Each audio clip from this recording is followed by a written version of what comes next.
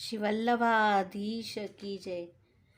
શ્રી વલ્લભના રચિત ષોડશ ગ્રંથમાંનો એક ગ્રંથ છે અંતઃકરણ પ્રબોધ.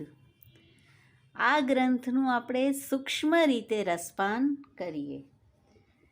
શ્રી ગોકુલનાથજી આ ગ્રંથનું પ્રાગટ્ય કેવી રીતે થયું તે ટીકામાં કહી રહ્યા છે કે શ્રી ઠાકોરજીએ શ્રી આચાર્યજીને શ્રી ભાગવતજીના યથાર્થ પ્રગટ કરવાની આજ્ઞા કરી હતી. શ્રી આચાર્યજી શ્રી સુબોધિનીજી પ્રગટ કરી રહ્યા છે. તૃતીય સ્કંદ સુધી સુબોધિનીજી થયા અને ભગવાનથી શ્રી આચાર્યજીનો વિયોગ સહન ન થયો. તેથી આપે સીધા 10મા સ્કંદનું વિવરણ કરવાની આજ્ઞા કરી. 10મો સ્કંદ પૂર્ણ થયો અને ત્યાં સુધી તો 2 વાર સ્વધામ પધારવાની આજ્ઞા શ્રી ઠાકોરજીએ કરી હતી.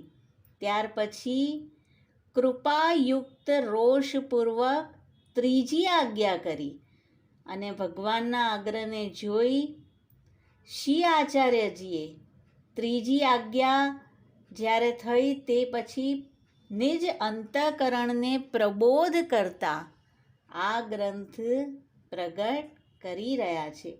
અંતઃકરણ મદ્વાક્યમ સાવધનતયા શૃણુ કૃષ્ણાત પરમ નાસ્તિ દૈવમ વસ્તુતો દોષવર્જિત. હે અંતઃકરણ, મારા વાક્યને સાવધાનતાથી સાંભળ.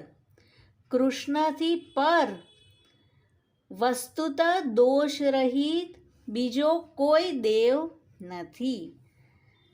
આ ગ્રંથ શ્રી આચાર્યજી નિજ અંતઃકરણને અને નિજ જનોને, આપના જે ભક્ત છે તેને ઉદ્દેશીને કહી રહ્યા છે.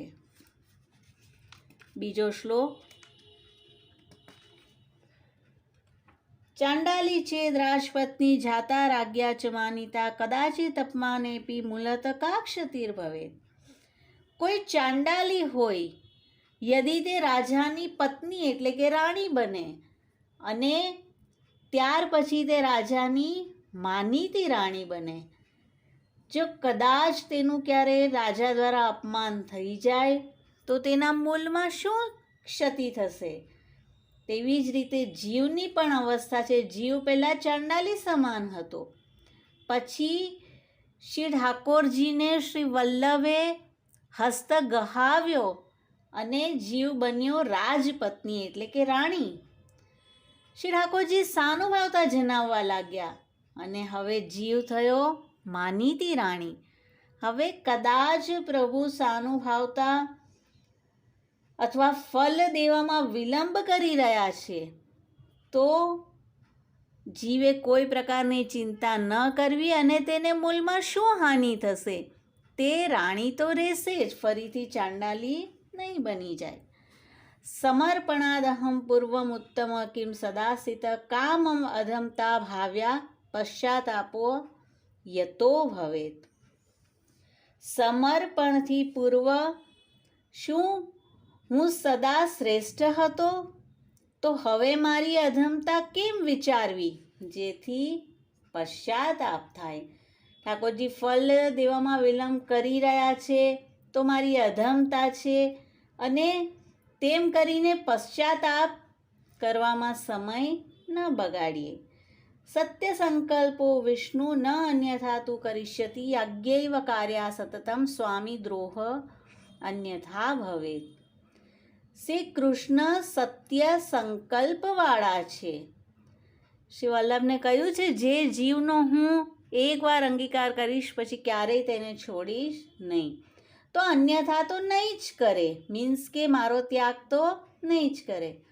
તો નિરંતર આજ્ઞામાં પ્રમાણે રહેવું એટલે કે સેવા કરવી, નહીં તો શું થશે? સ્વામી દ્રોહ થશે. સેવકસ્ય તુ ધર્મો અયમ સ્વામી સ્વસ્ય કરિષ્યતિ. સેવકનો તો આ જ ધર્મ છે. શું ધર્મ છે? ભગવદ સેવા કરવી, શ્રી ઠાકોરજીની આજ્ઞા અનુસાર કાર્ય કરવું અને સ્વામી તેનું કાર્ય કરશે જ. आज्ञापूर्वं तु या जाता गङ्गासागरसङ्गमे यापि पश्चात् मधुवने न कृतं तद्वयं मया देहदेशपरित्याग तृतीयो लोकगोचर पश्चाताप कथं तत्र सेवकोऽहं च न च अन्यथा. પહેલી આજ્ઞા થઈ છે ગંગાસાગરના સંગમમાં. બીજી આજ્ઞા થઈ મધુવનમાં શ્રી ઠાકોરજી જે નિષ્ધામ પધારવાની આજ્ઞા કરી તેની શ્રી વલ્લભ વાત કરી રહ્યા છે. આ બંને આજ્ઞા મારાથી ન અનુસરણ કરાઈ. દેહ દેશના પરિત્યાગની આજ્ઞા હતી અને તૃતીય આજ્ઞા લોકમાં પ્રસિદ્ધ હતી અને સંન્યાસ જે ઠાકોરજીએ કીધું હતું, હવે મેં સંન્યાસ આશ્રમ ગ્રહણ કર્યો અને મારું સ્વરૂપ શું છે? સેવકોહમ ન ચ અન્યથા. તો હવે પશ્ચાતાપ ન કરું કારણ કે હું તો સેવક છું. આ તો 6 શ્લોક. પછી 7માં લૌકિક પ્રભુવત કૃષ્ણો ન દ્રષ્ટવ્ય કદાચન સર્વ સમર્પિતમ ભક્ત્યા કૃતાર્થોસી સુખી ભવ. શ્રી કૃષ્ણને લૌકિક સ્વામીની જેમ ક્યારેય ન જોવા. ભક્તિથી સર્વ સમર્પિત કરીને હું કૃતાર્થ છું.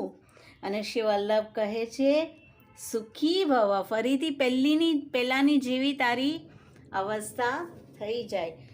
તો યદિ હું સેવક છું તો મારા સ્વામી શું લોકમાં રહેલા સ્વામી જેવા છે? તો કહે છે ના, તેવા સ્વામી નથી. પ્રૌઢાપી દુહિતા યદ્વત સ્નેહાત ન પ્રેષ્યતે વરે તથા દેહેન કર્તવ્યમ વરસ્તુષ્યતિ ન અન્યથા. જેવી રીતે પુત્રી બળી થઈ જાય પછી સ્નેહના કારણે તેના પતિ પાસે ન મોકલવામાં આવે તેવું દેહનું ન કરવું, નહીતર પતિ સંતુષ્ટ ન થાય. પુત્રી બળી થઈ ગઈ હોય તેમ છતાં માતા પિતા સ્નેહથી તેને ઘરમાં જ રાખે કે પતિના ઘરે જશે તો કાર્ય કરવું પડશે, તેને શ્રમ થશે. તો આવું ન કરે તો પતિ સંતુષ્ટ નથી થતો. તેવી રીતે આપણો દેહ પણ જો શ્રી ઠાકોરજીની સેવામાં નથી લગાડતા તો પ્રભુ અપ્રસન્ન થશે. લોકવત ચે સ્થિતિર્મે સ્યાત કિમ સ્યાદ ઇતિ વિચારય અશક્ય હરિ એવસ્તિ મોહમ માગા કથંચન. લોકની તરફ મારી સ્થિતિ થશે તો શું તે વિચારો. અશક્યમાં હરિ જ છે અને માટે કોઈ પ્રકારના મોહને પ્રાપ્ત ન થા. ક્યારેક લોકમાં મને ઉત્કર્ષ વગેરે મળી જશે તો મારી શું સ્થિતિ થશે? તો અહીંયા શ્રી વલ્લભ કહે છે ગમે તેવી અશક્ય પરિસ્થિતિમાં પણ હરિ છે જ, મીન્સ કે ભક્તના દુઃખ અને પાપના હરવાવાળા છે. ઇતિ શ્રી કૃષ્ણદાસસ્ય વલ્લભસ્ય હિતમ વચ ચિત્તમ પ્રતિ યદા કર્ણ્ય ભક્તો નિશ્ચિંતતામ વ્રજેત. શ્રી કૃષ્ણના દાસના શ્રી વલ્લભના ચિત્તના પ્રતિ આ હિતકારી વચનને જે સાંભળશે તે ભક્ત નિશ્ચિંતતાને પ્રાપ્ત થશે. પહેલા શ્લોકમાં જ કહ્યું હતું અંતઃકરણ મદવાક્યમ સાવધન તયા શૃણુ. તો ત્યારે આપણે જોઈ ગયા હતા કે આપનું અંતઃકરણ અને ભક્તનું અંતઃકરણ.